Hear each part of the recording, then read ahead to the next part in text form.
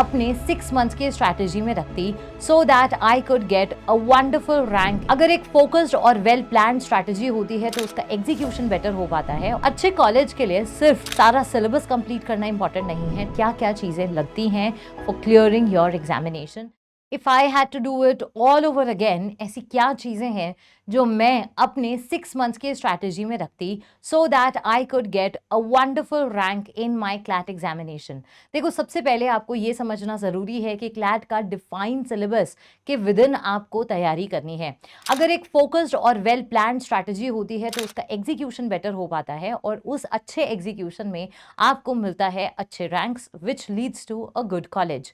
अच्छे कॉलेज के लिए सिर्फ सारा सिलेबस कंप्लीट करना इंपॉर्टेंट नहीं है, टाइमली सिलेबस का कंप्लीशन इंपॉर्टेंट होता है। आज हम ये सारी ही चीजें समझने वाले हैं कि क्या क्या चीजें लगती हैं फॉर क्लियरिंग योर एग्जामिनेशन, क्या सिलेबस है और कैसे आप उसको वाइजली कवर कर सकते हैं so as to get the maximum benefit and the optimum result desired. सबसे पहले स्टार्ट करते हैं कि हमारे जो सब्जेक्ट्स हैं उसका डिवीजन अगर आप देखोगे तो आपको पता चलेगा कि 3 तरीके के सब्जेक्ट्स हैं आपके पास में। एक वो सब्जेक्ट्स जो हाई प्रायोरिटी हैं और जिनकी फ्रीक्वेंसी ऑफ क्वेश्चंस या प्रोबेबिलिटी ऑफ क्वेश्चंस बहुत हाई रहते हैं। एग्जाम्पल कॉन्स्टिट्यूशनल लॉ है, जूरिस्प्रूडेंस है, एडमिनिस्ट्रेटिव लॉ है, ये ऐसे सब्जेक्ट्स हैं जिनका वेटेज इस एग्जाम में बहुत हाई रहता है। ऑन दी अदर हैंड जब मैं बात करती हूँ ऐसे सब्जेक्ट्स जिनका मीडियम प्रायोरिटी रहता है, जैसे कि कॉन्ट्रैक्ट हो गया, ट्रांसफर ऑफ प्रॉपर्टी हो गया है, लिमिटेशंस हो गया है, या फिर आपका आईपीसी हो गया है, ये भी आपका मीडियम प्रायोरिटी में फॉल करता है। और फिर आते हैं आपके लीस्ट प्रायोरिटी के सब्जेक्ट्स, जैसे कि एनवायरमेंट लॉ हो गया है, मेडिकल टर्मिनेशन ऑफ प्रेगनेंसी हो गया, जुवेनाइल जस्टिस, पॉक्सो, ये सब लीस्ट आपके प्रायोरिटी में रहने चाहिए क्योंकि फ्रीक्वेंसी ऑफ क्वेश्चंस बहुत कम रहे हैं। हालांकि आपको पता है कि एग्जाम जो है वो बेस्ड रहता है उस पर्टिकुलर जजमेंट्स पर, वो चीज़ें जो ट्रेंडिंग टॉपिक्स में रही हैं थ्रू आउट द ईयर। तो आपको सबसे पहले ये पता चल गया कि आपको अपने टॉपिक्स का डिवीजन कैसे करना है।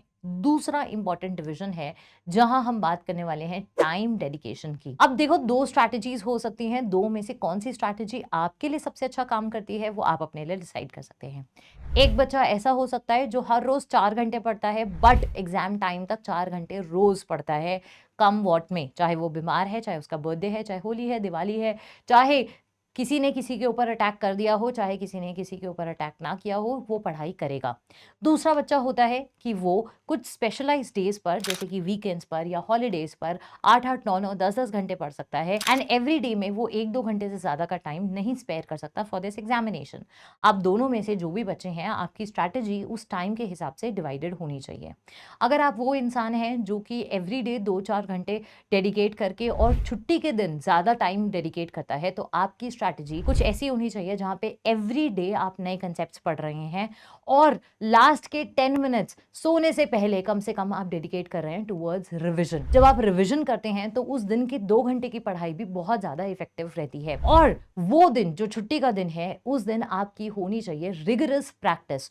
जो भी चीज आपने पूरे हफ्ते में पढ़ी है उसका रिवीजन और रिगरस प्रैक्टिस के साथ में आप बन सकते हैं आइडियल स्टूडेंट फॉर एनएलयू। दूसरा, एक ऐसा बच्चा जो रोज 4 से 6 घंटे डेडिकेट कर सकता है टुवर्ड्स द एग्जामिनेशन। आपकी स्ट्रैटेजी होनी चाहिए कि देखिए, आप अपने 4 या 6 घंटे को डिवाइड कर लीजिए।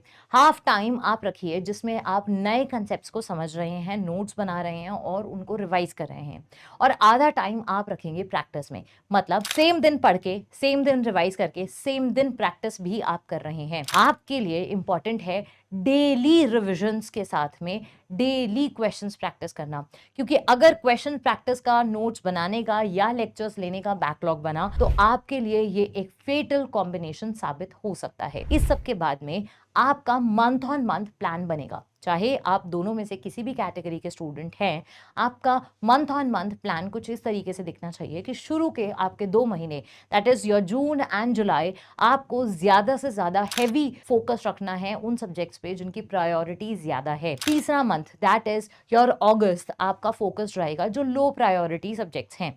जब जून जुलाई अगस्त लगाकर आपने अपना मैसिव सिलेबस कवर कर लिया है, सितंबर ज्यादातर आपका रिवीजन, वीकली टेस्ट और मॉक टेस्ट देने में होना चाहिए। इसी के साथ में सितंबर के मंथ तक आपको ये टारगेट करना है कि प्रीवियस ईयर क्वेश्चंस आपने सारे कर लिए हैं। फ्रॉम 2022 से 2026 तक के सारे पेपर्स एटलीस्ट आपने प्रीवियस ईयर क्वेश्चंस में अटेम्प्ट कर लिए हैं, सो दैट आपको एक करेक्ट आइडिया लग जाए कि एग्जामिनेशन किस तरीके के क्वेश्चंस आपसे डिमांड करता है। इसी के साथ में आता है अक्टूबर का मंथ। अब अक्टूबर और नवंबर पूरा सेंट्रिक रहने वाला है सिर्फ दो चीजों पे, रिवीजन एंड प्रैक्टिस। काफी बच्चे गलती करते हैं कि रिवीजन में वो पूरा पूरा टॉपिक वापस पढ़ने लगते हैं या लेक्चर्स वापस वापस देखने लगते हैं। That is not the way you revise. Revision के लिए आपके पास होने चाहिए शॉर्ट एंड क्रिस्प नोट्स, और नहीं तो अपने लेंथी नोट्स में से आपने हाईलाइट करके पढ़े होने चाहिए कुछ पॉइंट्स, जो कि पॉइंट्स पढ़ते ही आपको एकदम क्लिक करे कि ओ, हमने ये टॉपिक में ये इंपॉर्टेंट चीजें पढ़ी थी। और वो इंपॉर्टेंट चीजें आप रिवाइज करेंगे और फिर उनके प्रैक्टिस सेशंस जब आप लगाएंगे, वहां पर आपका असली हुनर निकल के आएगा। बिकॉज एग्जाम रट्टाफिकेशन सेंट्रिक नहीं है, exam learning and core understanding value centric है। आपको अगर पढ़ने में, समझने में और एप्लीकेशन में आसानी होती है तो ये एग्जाम क्रैक करना बहुत आसान है आपके लिए। तो अक्टूबर और नवंबर के मंथ में आप इन्हीं स्किल्स को होन करेंगे।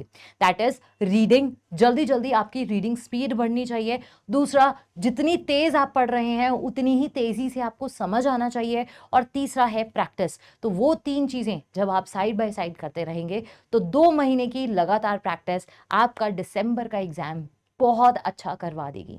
और ये एग्जाम का रिजल्ट आते ही आपको महसूस होगा कि सिर्फ 6 महीने की मेहनत और इतने बढ़िया results. So I want you all to promise yourself कि अभी से आप प्रैक्टिस करना स्टार्ट करेंगे and you will get into your dream NLU। साथ में before you end, write down your promise in the comment section so that we can know कि आपने अपने आप से क्या प्रॉमिस किया है and can become your accountability partners. ठीक है, तो मिलते हैं जल्दी से लेक्चर्स में। All the best.